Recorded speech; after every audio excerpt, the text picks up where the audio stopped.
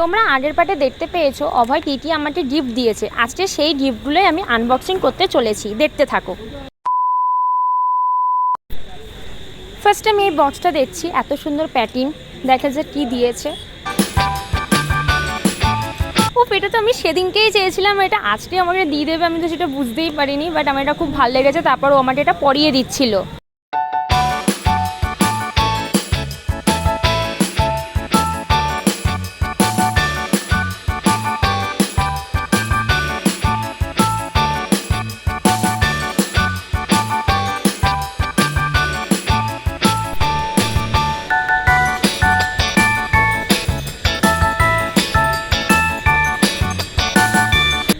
ঘড়িটা তো আমার খুবই সুন্দর লাগছিলো। তারপরে ও হঠাৎ করে পকেট থেকে আবার কি বার করতে লাগলো।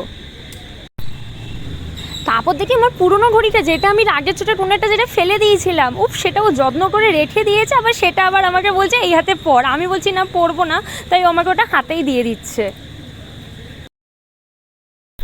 তারপর আমি নেক্সট বক্সটা ওপেন করছি, দেখা যাক এটার মধ্যে কি রয়েছে।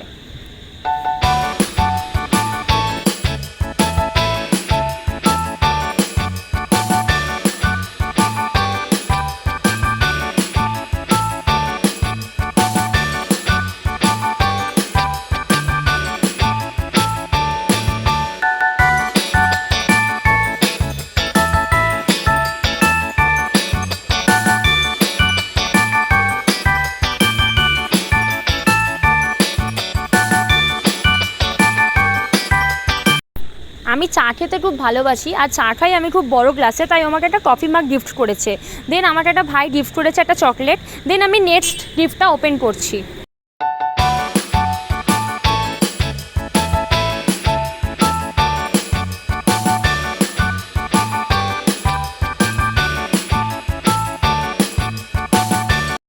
প্যাকিংগুলো এত সুন্দর করেছে যে আমি ওটা খুলতে খুলতে আমার অর্ধেক টাইম চলে যাচ্ছে। বাট এটা তো খুবই সুন্দর একটা সেট দিয়েছে, তার সাথে আমি এত আংটি পরতে ভালোবাসি বলেও আমাকে একটা পুরো আংটির বক্স দিয়েছে।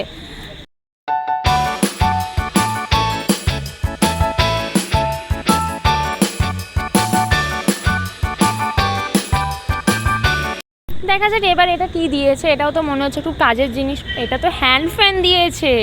আমি তো খুব খুশি হয়েছি, কারণ এটা আমি অনেক দিন আগেই ওর থেকে চেয়েছিলাম। ও মনে রেখেছে এটা আমাকে দেবে, আমি তো আনএক্সপেক্টেড ছিলাম এটা। আর একটু হাওয়াও খেয়ে নিলাম এই গরমের মধ্যে।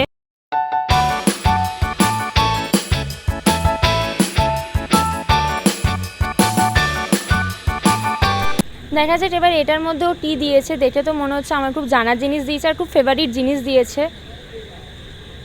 এটা তো আমার প্রিয় জিনিস দিয়েছে, যেটা ও আমাকে কি বলবো ইনস্টাগ্রামে দেখে রেখেছি, ও আমাকে দিয়েছে। থ্যাংক ইউ সো মাচ দেখার জন্য।